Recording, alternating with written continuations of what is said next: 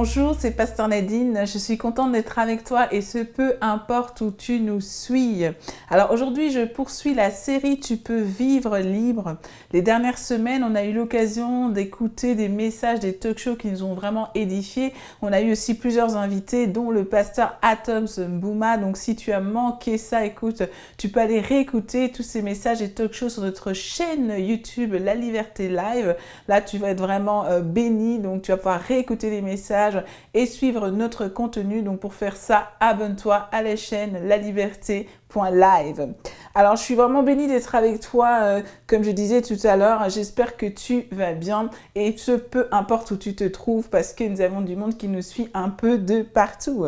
Alors aujourd'hui, je continue cette série et j'ai pris avec moi une pomme. Alors tu vas te demander pourquoi j'ai pris une pomme avec moi. J'ai essayé de choisir la plus belle pomme. Alors je vais te poser une question. Est-ce que tu as déjà eu envie de croquer dans une pomme ou est-ce que tu as déjà croqué dans une pomme? Alors je vais peut-être reformuler ma question. Est-ce que tu as déjà été tenté de céder au péché ou est-ce que tu as déjà cédé à une tentation, cédé au péché? Alors je pense que à ces questions-là, on peut tous répondre un grand oui, n'est-ce pas? Alors aujourd'hui, on va parler du péché. Alors le péché, ce qui est intéressant avec, c'est que habituellement, on n'aime pas vraiment le mot péché. On n'aime pas citer le mot péché. Alors on parle de faute, on parle d'erreur, on parle de bêtises. Alors pour tous ceux qui arrivent à prononcer le mot péché, ben souvent c'est un péché mignon, ok? C'est pas si grave que ça, c'est un péché mignon. Alors aujourd'hui, on parle du péché et pour certaines personnes, le péché, c'est quelque chose dont on ne parle pas dans certains milieux. Mais dans d'autres milieux, tout est devenu un péché. Tout est un péché, ok? Tu as une liste interminable de péchés. Tu fais ça, c'est le péché. Tu fais ça, c'est le péché. Et on se rend compte que dans ces deux milieux, peu importe le milieu, ça devient de plus en plus compliqué pour nous de partager nos péchés et de faire face à notre péché. En fait, c'est difficile tout simplement de confesser nos péchés. Et pour parler du péché aujourd'hui, on va aller dans Genèse 3, versets 1 à 6, qui est l'histoire d'Adam et Ève. Mais avant ça, je pense que c'est quand même important de pouvoir définir ce que c'est exactement le péché. Alors c'est sûr qu'on a tous une petite idée de ce que c'est, mais voici ce qu'on pourrait entendre et comprendre par le péché. Une bonne définition serait: le péché est une transgression de la loi de Dieu. Alors ça a l'air assez simple comme ça, assez clair. Dieu a établi des lois et la transgression de ces lois est en fait le péché. La parole de Dieu au sens large est la loi de Dieu. Alors pour être plus précis, Dieu nous a donné 10 commandements en fait qu'il avait donnés à Moïse dans l'Ancien Testament et qui sont toujours d'application aujourd'hui. Et je pense que ça peut être un très très très bon début pour nous pour voir qu'est-ce qu'est la loi de Dieu et qu'est-ce qu'on ne peut pas transgresser. Alors on peut se dire que ces lois-là, elles ne sont pas encore applicables aujourd'hui parce qu'on n'est pas dans l'Ancien Testament, mais oui, ça reste d'application. Et d'ailleurs, toutes ces lois, on va les retrouver dans Exode 20. Donc là, on va avoir toute une liste des commandements. Je ne vais pas tous les citer, mais tu peux bien sûr aller tous les revoir. On pourrait avoir tu ne commettras pas l'adultère, tu ne voleras pas, tu ne tueras pas. Et voyez-vous, lorsque Dieu nous donne une loi, mais nous on sait, c'est pour notre protection. Mais souvent, en tant qu'humain, notre tendance, c'est d'aller chercher des exceptions aux lois que Dieu nous a données pour tout simplement nous soustraire à cette loi-là. Donc par exemple, on prend l'exemple de la loi du commandement « tu ne voleras pas ». On va se dire, ok, mais si je vole parce que j'ai faim et que j'ai pas d'argent, je vais pas me laisser mourir quand même. Alors là, ça va. Si, par exemple, je tue, mais c'était par légitime défense, donc c'est l'exception. Souvent, on va aller chercher quelque chose qui va venir atténuer cette loi vis-à-vis de nous, ou alors qui va tout simplement l'annuler. Mais en fait, la loi, c'est la loi. Et ce que j'aime beaucoup, c'est ce que Jésus a dit, qu'il n'est pas venu sur ces terres pour abolir la loi. Dans Matthieu 5, on peut le lire, qu'il n'est pas venu pour abolir la loi. Matthieu 5, versets 17 à 19. Vous pourrez aller le lire. Il dira, ne vous imaginez pas que je sois venu pour abolir ce qui est écrit dans la loi ou les prophètes. Je ne suis pas venu pour abolir, mais pour accomplir. Donc c'est assez clair. En fait, ce n'est pas parce que tu commets un péché, tu commets une erreur et que pour ce péché-là, mais tu es gracié, c'est-à-dire que tu n'as pas forcément de peine directe par rapport à ça, que la loi, elle arrête d'exister, que la loi est annulée. Non, la loi existe toujours. Donc, c'est important de connaître la loi et c'est important aussi de pouvoir la respecter. Alors maintenant, on va aller dans Genèse 3, verset 1 à 6, qui est vraiment notre passage clé, le passage clé de ce message. Genèse 3, verset 1 à 6 dit ceci. Le serpent était le plus astucieux de tous les animaux des champs que l'Éternel Dieu avait fait. Il demanda à la femme, « Vraiment, Dieu vous a dit, vous n'avez pas le droit de manger du fruit de tous les arbres du jardin ?» La femme répondit au serpent, « Nous mangeons des fruits des arbres du jardin, mais celui qui est au milieu du jardin, Dieu a dit de ne pas manger de son fruit et de ne pas y toucher, sinon nous mourrons. » Alors le serpent dit à la femme, « Mais pas du tout, vous ne mourrez pas. Seulement Dieu sait bien que le jour où vous en mangerez, vos yeux s'ouvriront et vous serez comme Dieu, décidant vous-même ce qui est bien ou mal. » Alors la femme vit que le fruit de l'arbre était bon à manger, agréable aux yeux, qu'il était précieux pour ouvrir l'intelligence. Elle prit donc de son fruit et en mangea. Elle en donna aussi à son mari qui était avec elle et il en mangea. Alors, on va regarder ici, on va essayer de retirer en fait de ce passage clé 5 choses qui favorisent l'entrée du péché dans nos vies. Alors, premièrement, pour que le péché rentre dans ta vie, il faut que tu y sois incité. Il faut y être incité. Ici, dans l'histoire qui nous concerne, c'est la conversation entre le serpent et Ève qui va être l'incitation. C'est ça qui va créer en fait l'intérêt pour le péché. La Bible nous dit que le serpent était le plus astucieux, donc le plus rusé des animaux. Et il a utilisé cette conversation pour commencer à inciter au péché. Alors on pourrait se poser la question, est-ce que Ève serait-elle passée à l'action? Est-ce qu'elle serait passée à l'action sans avoir eu cette discussion avec le serpent? Peut-être que oui, peut-être que non. Peut-être que non, mais peut-être que oui, mais plus tard, elle serait passée. On ne sait pas. Mais en tout cas, on sait que dans nos vies, il y a aussi des discussions qu'on ne devrait pas commencer avec des gens. Il y a des discussions qu'on ne devrait pas avoir avec certaines personnes. Parce qu'on sait que ces discussions, que ces conversations, elles sont des portes ouvertes vers la mort. Alors peut-être parfois on se retrouve avec des gens qui ne sont pas forcément mal intentionnés, mais c'est des personnes devant lesquelles nous sommes faibles. Devant elles, on fait n'importe quoi. Alors ça peut être un ami d'enfance. Alors là, c'est difficile de résister parfois. Mais c'est peut-être aussi un frère ou une sœur avec lequel tu vis. Alors là, c'est encore plus compliqué parce que vous vivez dans la même maison. Et elle a toujours la mauvaise idée, la chose qui fait que tu tombes dans le péché. Il y a en fait ce genre de personnes qui sont autour de toi qui ont ce pouvoir, si je peux dire ça comme ça, de te pervertir. Alors je suis sûre que maintenant je te parle de ça, tu es en train de faire la liste. Janine, Martin, telle personne, tu cites Serge, des personnes qui ont ce pouvoir de pervertir. Mais peut-être que toi, tu es là et tu es en train de faire la liste puis tu trouves personne. Laisse-moi te dire que cette personne-là, c'est peut-être toi. C'est peut-être toi qui es en train de pervertir les autres. En fait, non. Je rigole. En tout cas, j'espère que ce n'est pas toi.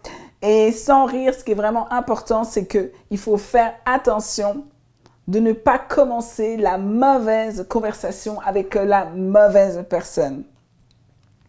Deuxième chose qui fait que le péché peut entrer dans ta vie, c'est qu'il faut d'abord que tu trouves la chose alléchante et belle. En fait, il faut qu'il y ait une tentation.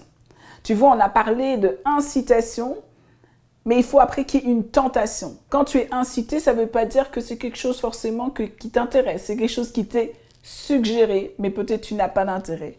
Mais la tentation, ce qui est intéressant, c'est que elle vient chercher quelque chose qui est en toi. Dans Jacques 1, versets 13 à 15, la Bible nous dit ceci. Que personne devant la tentation ne dise « c'est Dieu qui me tente ». Car Dieu ne peut pas être tenté par le mal et il ne tente lui-même personne. Lorsque nous sommes tentés, ce sont les mauvais désirs que nous portons en nous qui nous attirent et nous séduisent. Puis les mauvais désirs conçoivent et donnent naissance au péché.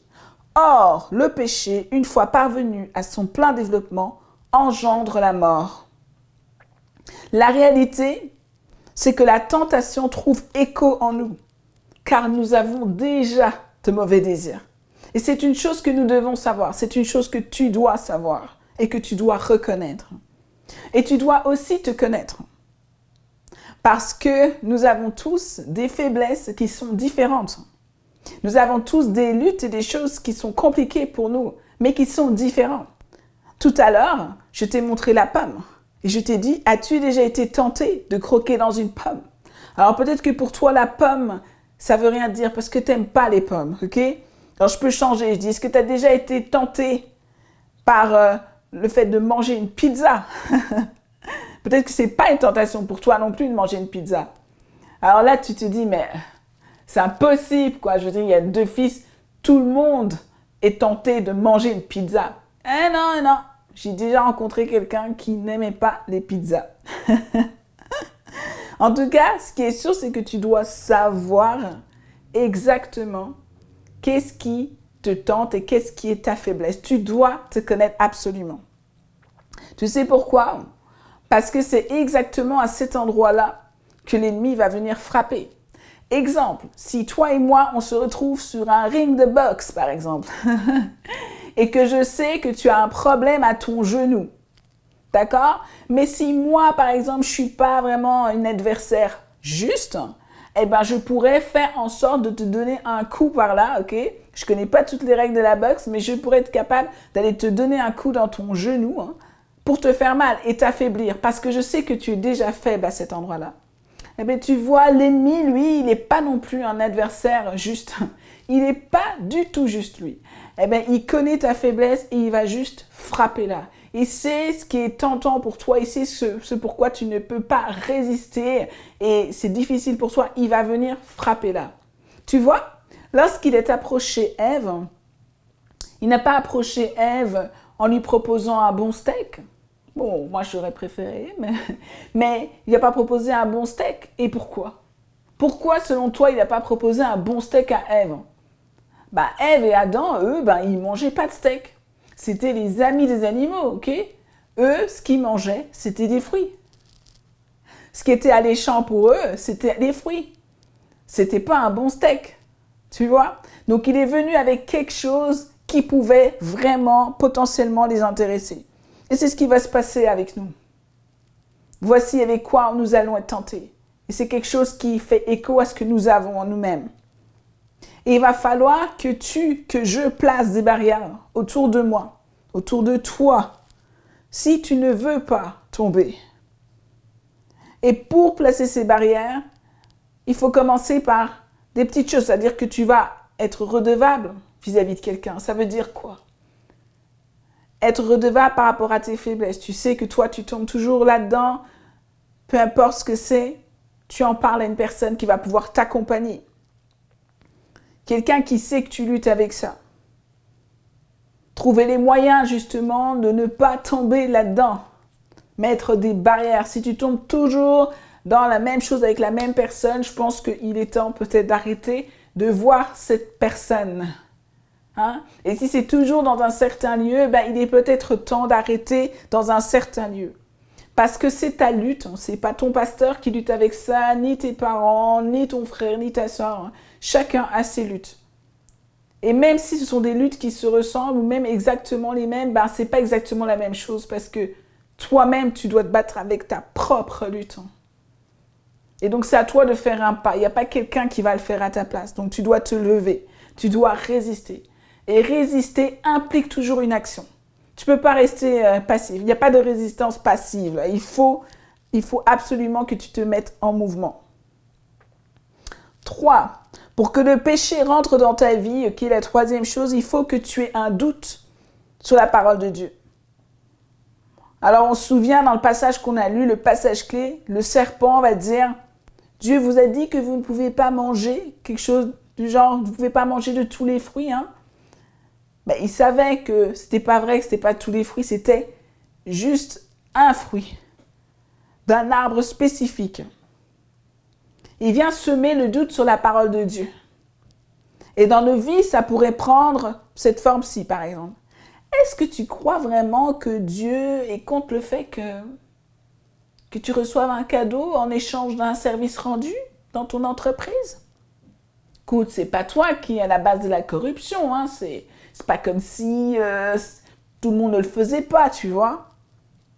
Ou bien, est-ce que tu crois que quand Dieu parle d'abstinence sexuelle, il inclut aussi la masturbation ou les préliminaires? En fait, tu vois, il vient semer des doutes en toi, afin que tu puisses te dire « Ah, pourquoi pas ?» Mais le truc, c'est qu'il vient semer des doutes en toi, mais dans quelque chose que toi, tu as envie. Ça prend écho en toi, tout simplement. Et on devient complice de l'ennemi. Lui, il a sa stratégie, mais tu deviens complice parce que tu acceptes, parce que Ève savait ce que Dieu lui avait dit. Alors, il y a plein de choses que l'ennemi peut te dire. Il y a plein de choses que tu peux accepter de faire parce que tu remets en doute la parole de Dieu. Et tu sais quoi? C'est une excellente stratégie. Une excellente stratégie parce que quand tu doutes, quand tu ne sais pas ce que Dieu a réellement interdit, quand tu ne sais pas si réellement Dieu a dit ça ou est-ce que c'est vraiment ça que tu peux faire, il n'y a pas de problème. Tu es plus à l'aise de le faire. Oh, Dieu l'a pas interdit, je suis pas sûre. Et tu es content de ne pas être sûr, tu restes dans le doute. Tu restes dans le doute alors que tu sais toi-même ce qu'il avait dit à la base. L'ennemi vient semer la confusion dans notre esprit, mais nous-mêmes, on lui donne notre accord. Quatrième chose qui peut permettre au péché de rentrer dans ta vie, c'est lorsque tu commences à minimiser l'impact du péché dans ta vie. Tout simplement. Tu minimises l'impact du péché. Alors là, c'est bon aussi, parce que finalement, si tu n'as pas de conséquences à ton péché, c'est plus facile pour toi de le faire. Ève, elle avait dit au serpent que Dieu leur avait dit qu'il mourrait s'il mangeait de ce fruit. Mais voici ce que le serpent lui a dit dans Genèse 3, versets 4 à 5. « Mais pas du tout, vous ne mourrez pas. Seulement Dieu sait bien que le jour où vous en mangerez, vos yeux s'ouvriront et vous serez comme Dieu, décidant vous-même ce qui est bien ou mal. » Mensonge. Non seulement Ève et Adam, ils ont fini par mourir, ok? Ils ont fini par mourir et ils ont emmené cette mort sur toute l'humanité. Toute l'humanité, en fait, a connu la mort au travers de leur désobéissance, au travers de leur péché. Dans Romains 8, versets 22 à 23, on peut lire ceci. « Nous le savons bien, en effet, jusqu'à présent, la création tout entière est unie dans un profond gémissement et dans les douleurs d'un enfantement.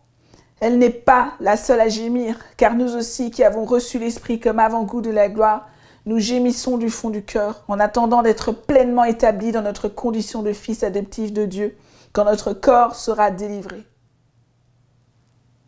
Et donc voici une malédiction qu'on a pu avoir, c'est que la terre tout entière, la création en fait, est en souffrance à cause de ça. On n'était pas censé mourir. Adam et Ève étaient censés être éternels. Mais heureusement, grâce au sacrifice de Jésus-Christ à la croix, nous avons pu avoir cette réconciliation avec le Père et avoir accès à la vie éternelle.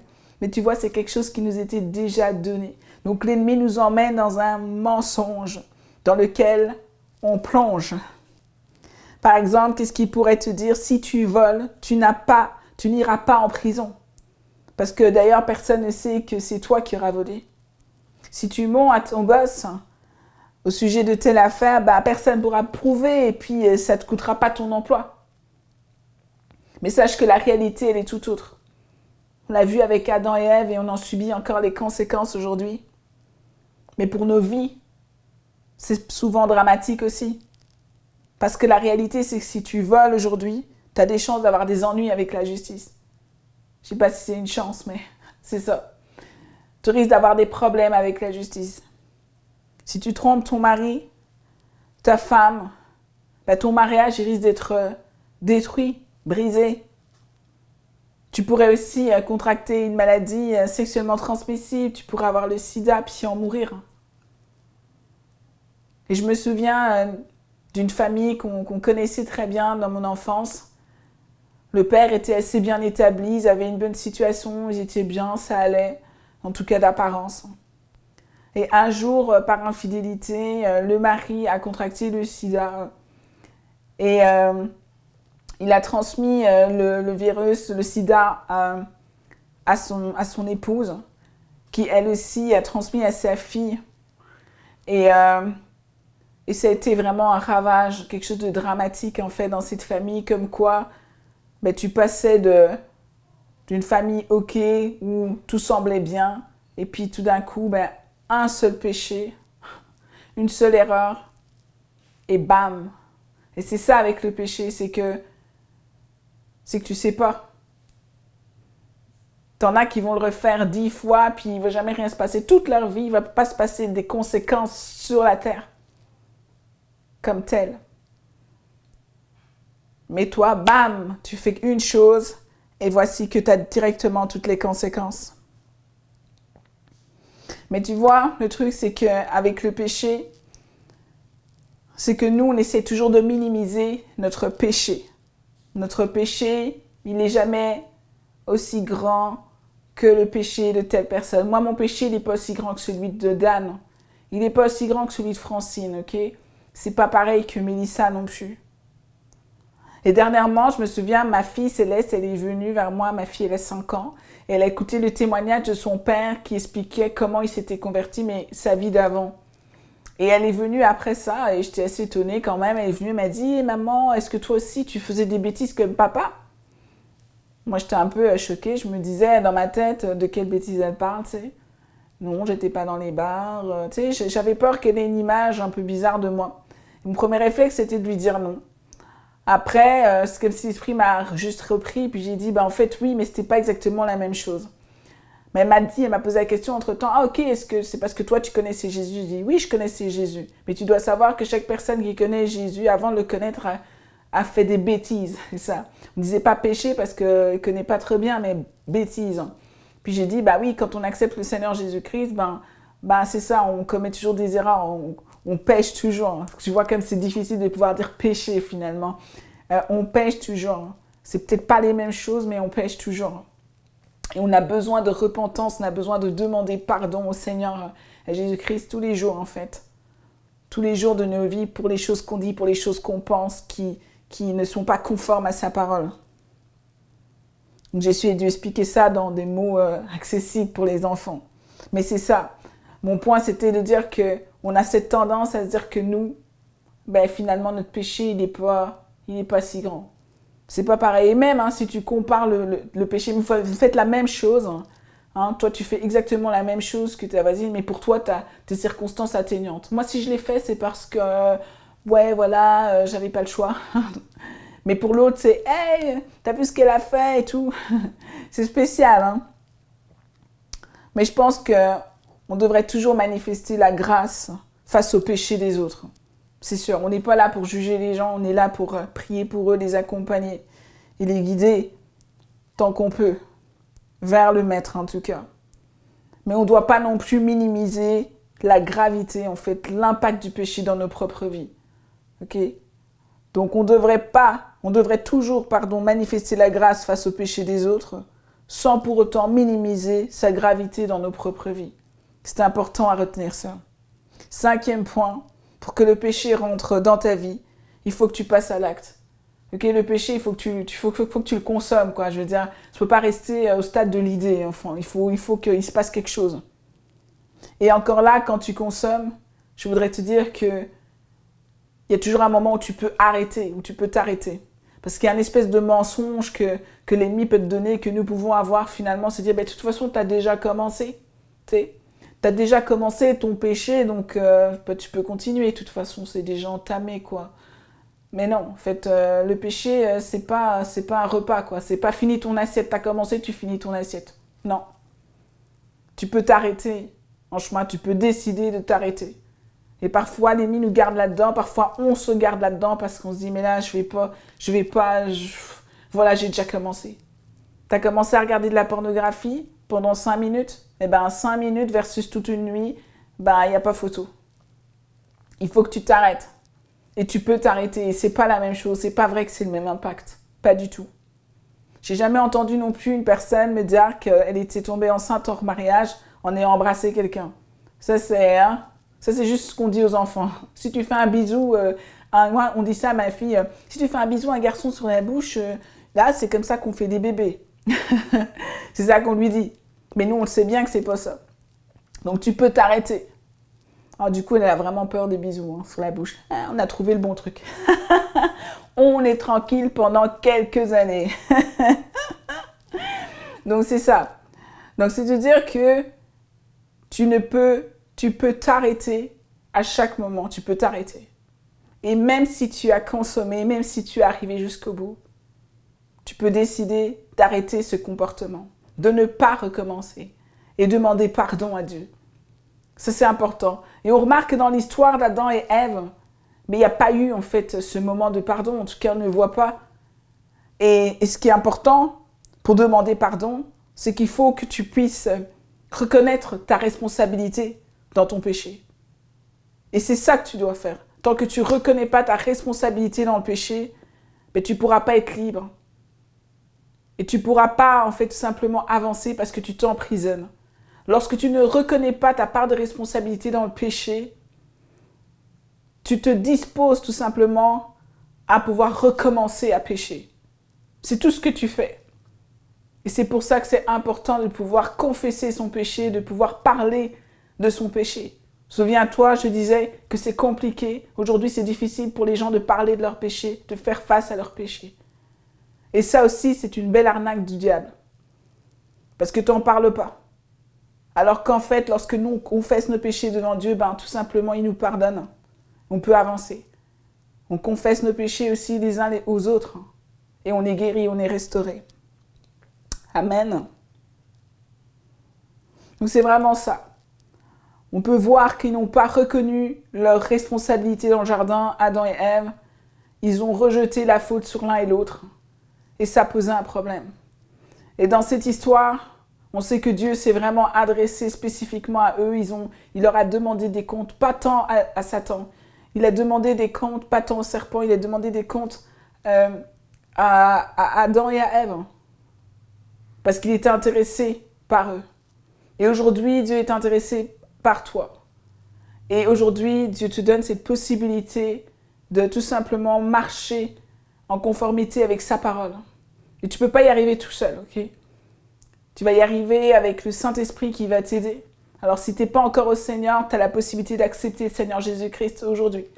De faire de lui ton Seigneur et ton Sauveur et d'abandonner cette vie de péché derrière toi.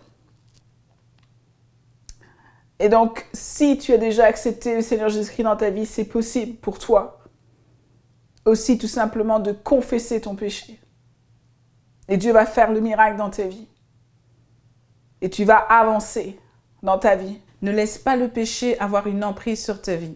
Alors, on a vu les 5 choses qui font que le péché rentre dans nos vies. Et voici ce que nous allons retenir de ce message. C'est que avant de pécher, tu as toujours l'occasion de fuir. Et pendant que tu es en train de pécher, tu peux t'arrêter. Alors que tu as déjà péché et que tu as déjà consommé, tu peux t'arrêter encore et tu peux demander pardon à Dieu et décider de ne plus recommencer. Et maintenant, je veux juste prier pour toi. Okay? Je prie pour toi qui luttes aujourd'hui avec toute forme d'addiction, toute forme de péché. Et je prie que tu puisses avoir la force de parler. Parce que comme je te l'ai bien dit, lorsque l'on garde ces choses pour nous, en fait, on s'emprisonne, ça ne nous permet pas d'être libérés. Alors, j'ai prié pour toi. Si cela te concerne, écoute, tu peux placer un mot dans le commentaire, mais sinon, Dieu sait où tu es et tu veux te marcher en conformité avec sa parole. Donc, je prie pour toi maintenant. Père éternel, mon Dieu, je te rends grâce et je te bénis de ce que, éternel, ton Esprit Saint convainc des cœurs, tout simplement de se tourner vers toi totalement, de ne pas retenir des choses, de ne pas confesser des péchés, Seigneur. Je prie, éternel, que les gens prennent cette décision. Je te bénis parce qu'il y a des gens qui prennent la décision de confesser des péchés aujourd'hui, Seigneur. Et toi, tu es fidèle et juste et tu pardonnes, éternel. Et ils peuvent recommencer et ils peuvent avancer en ayant pleine confiance que tu es avec eux. Je prie également maintenant pour des gens qui prennent la décision de te suivre. Toi, tu n'avais jamais accepté le Seigneur Jésus-Christ dans ta vie. Tu ne l'avais jamais accepté. Tu n'as jamais renoncé à ton péché. Mais aujourd'hui, tu décides de renoncer à ce péché. Ça, c'est toi. Si c'est toi, tu peux même placer dans le commentaire, c'est moi. Ou prendre la décision chez toi, tu lèves ta main, puis tu dis, ça c'est moi. Je veux t'accepter, Seigneur Jésus. Je veux faire de toi mon Seigneur et mon Sauveur. Je renonce à mon péché. Si c'est toi, manifeste-toi. Et maintenant, je prie pour toi. Père éternel, je te rends grâce et je te bénis parce que ton Saint-Esprit convainc des cœurs maintenant de te suivre, convainc des cœurs de relâcher les péchés, les vies anciennes qui ne te glorifiaient pas. Je prie que, Seigneur, ces personnes soient pleinement convaincus que tu les as acceptés, que tu les as pardonnés et c'est une nouvelle vie pour elles aujourd'hui. C'est dans ton nom précieux, Jésus-Christ, que nous avons prié. Amen.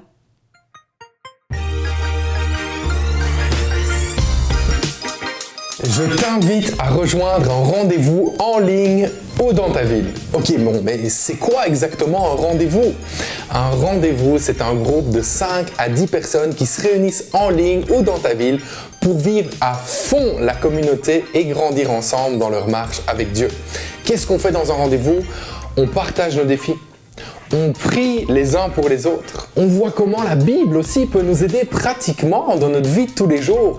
Et bien sûr, on s'encourage mutuellement à marcher dans notre destinée. Que ça soit en ligne ou dans ta ville, je t'invite à rejoindre un rendez-vous dès maintenant. Pour participer, visite notre site web www.lalibertélive et clique sur Rendez-vous en haut dans le menu.